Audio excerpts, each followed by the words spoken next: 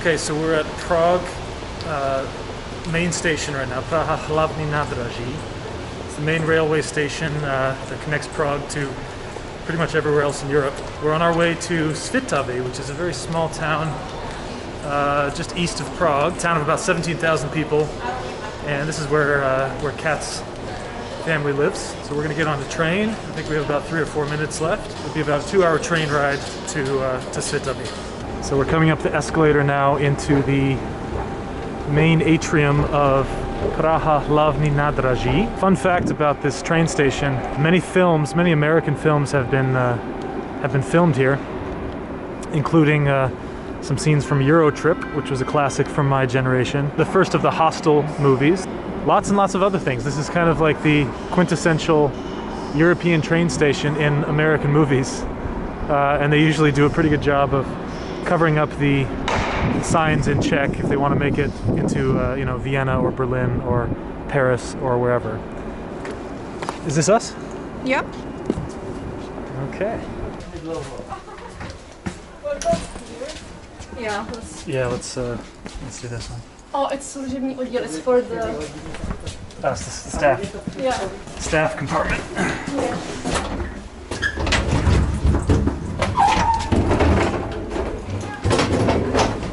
So finally we found a compartment. It's not totally empty, but it's going to work for now. We're just waiting for the train to disembark.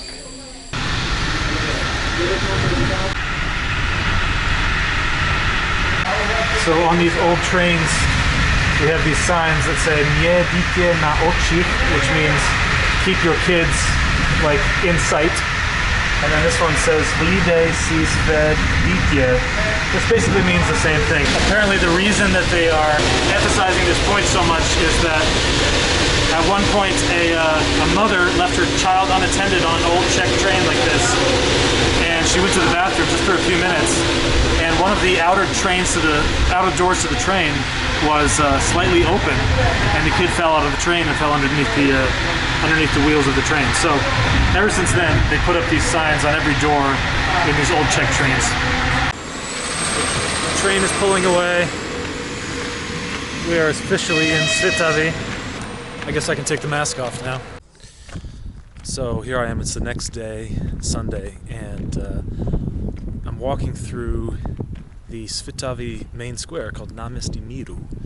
Every square in the Czech Republic is called Náměstí Míru, which means basically square of peace. So according to Wikipedia, this is the second longest square in the Czech Republic. The people that live here say that it's the longest square in the Czech Republic, so I'll leave it to you to decide what is true. But this is a place that I know quite well because in March of 2020, when the first COVID quarantine restrictions were being imposed on the entirety of Europe, I had just come to this tiny town of Svitavy, and I was just coming here to visit my girlfriend for 2 or 3 days. So I had a small bag packed with, one change of clothes and an overnight bag and some toiletries, and that's about it. And over the course of the next couple of days, the situation throughout the entire world, but especially in Europe and in the Czech Republic, changed drastically. And the school that I was working for in Prague abruptly closed down and told its teachers that we weren't going to be going back to school for at least 2 weeks, if not more. And the apartment that I had just moved into in Prague had no Wi-Fi. I still had to get the Wi-Fi installed. And the Wi-Fi company had just called me to tell me that they weren't going to make any installations for the next week or two because of the COVID situation. And at that time, nobody really understood what was happening. And the situation was still very new and scary for everyone, I think. So I talked it over with my girlfriend and with her parents, and we decided the safest thing to do would be to stay with her where I had Wi-Fi. I could still do my job and teach my online lessons with my little Czech primary school kids. And also, I wouldn't be going back to Prague where we assumed the situation was much worse. And remember, at this time, we had no idea what the fatality rate of COVID was. We had no idea how dangerous or how contagious it actually was. So we were kind of just assuming that everyone we met might have it. We were assuming it was everywhere on trains and buses and public transportation. So it was a very scary situation, and we just decided that the safest thing for me to do would be to stay in Svitavy until further notice. So Svitavy, this tiny town of 17,000 people, where I thought I was just going to spend a couple of nights, it ended up becoming my home for, I think, a little over 6 weeks. So I ended up spending a lot of time walking this very long, beautiful square, and peering into all the little windows and businesses that were closed. And it ended up being a very surreal but kind of nostalgic time for me, living as if I was a native of this tiny little Czech town.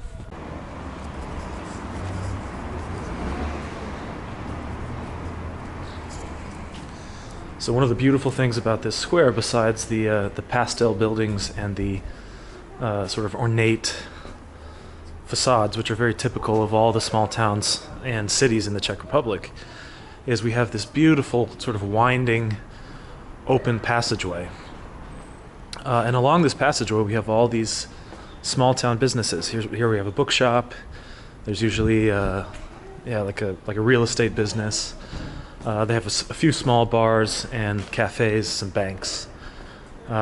Basically everything that the residents of this small Czech town would need. It was sort of an eerie experience in those early days of the pandemic when we weren't sure exactly what was going on, to walk these deserted streets and no one was out. No one was even out going for a walk at that point because everyone was like us. They were kind of afraid of what they would find if they went out, and afraid of what was happening. And when we finally decided to go on some walks outside, we would wear 2 masks, and if someone was about to pass us on the street, we would give them a wide berth, like we'd walk 20 feet away and let them pass while holding our masks over our mouths. So, you know, whether or not that was necessary or smart, I'll leave that up to you, but that's what it was like in those early days. So these little Czech towns, I imagine that they're much like small towns in America, in that some of these shops have not really been updated since probably the 50s or the 60s. Lots of these little shops along here, they have this really interesting, nostalgic, small town vibe to them. It's almost like you're stepping back in time. And then we come out of the passageway here onto the main square. So just to give you another view of this beautiful main square, this is what it looks like. Oh, and the church bell's ringing. Only 2 rings, I don't know what that means. Probably, that probably means it's 11:30, I'm gonna guess. Medieval church. I don't know when it was built, to be honest, but it's been here for as long as anyone currently living here can remember. It's very interesting to me, the psychology of various stages of this pandemic. This small town Svitavy feels more like a second home to me than Prague, even though I lived only 6 weeks here and I've spent over a year and a half living in Prague. And I think the reason for that is because during those 6 weeks we had no idea when that time was going to end. We had no idea when life was going to return to normal, if ever. And so it was a period that sort of existed outside of time. And still in my memory it feels that way. Like this was a period without a beginning and without an end. That would just go on forever and ever and ever. But there's something quite nostalgic about that feeling. I really feel like I lived, 6 lifetimes in this town instead of just a mere 6 weeks. So we're pretty well off the main square by now, and the other interesting thing about this town, the other thing that you'll definitely see if you look it up on Wikipedia or look up the main tourist site for the town, is that it's the birthplace of Oskar Schindler, who was made famous in the 1994 Steven Spielberg film Schindler's List. And there's actually a statue that was built to commemorate the life of Oskar Schindler, and it was erected in the same year that Steven Spielberg film was released, which was 1994. So we're gonna walk a little bit further along here and find the park where that statue is located. It's surprisingly cold today, and if you can see here, I am not dressed for this weather at all whatsoever.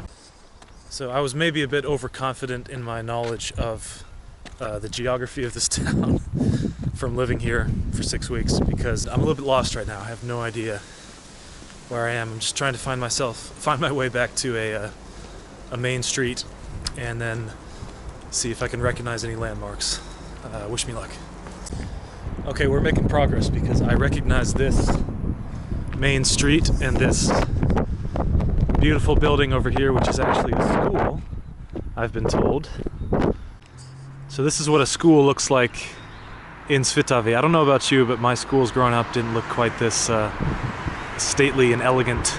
Maybe I'd be a bit more cultured and well-spoken if I had gone to school in a place like that. I don't know. Another quite famous building in Svitavy, the municipal house, or town hall. And here you can see a very common sight throughout the entire country. Everything's under construction all the time. And I could be wrong about this, but I think it's because they've been sort of fanatically rebuilding and making improvements ever since the fall of the Soviet Union. The municipal house, even the town hall, is under reconstruction.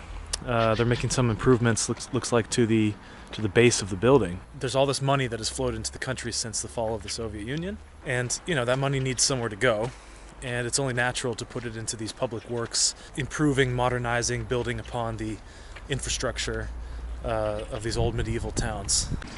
So in a town of 17,000 people, you need at least a few bars and nightclubs. And yeah, this one's open till 3 o'clock in the morning. Under normal circumstances, we got kind of a crumbling stoop here with a liquor bottle and a bottle of Relax.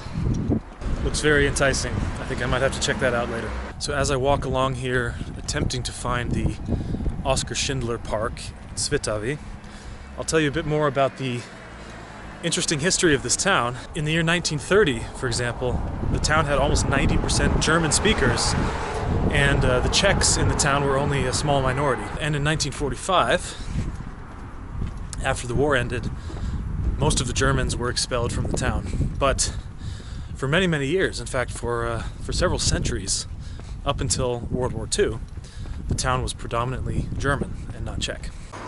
Alright, so long story short, I got totally lost on my way to the Oskar Schindler Memorial. I had no idea where I was going, and I actually had to go back to the house, and we had a whole separate trip in the meantime. So you can see the video for that on my channel. We went to the Neratov church with the glass roof. But I just succeeded in finally finding the Oskar Schindler Memorial. Here it is right here. And you can see that it has the birth date of Oskar Schindler and when he died. So he was born here in Svitavy, or Svitau, in 1908. And it has the Star of David here to commemorate the over 1,000, like 1,200, I think, Jewish workers in his factory that he saved from Nazi Germany. So, very cool historical spot here.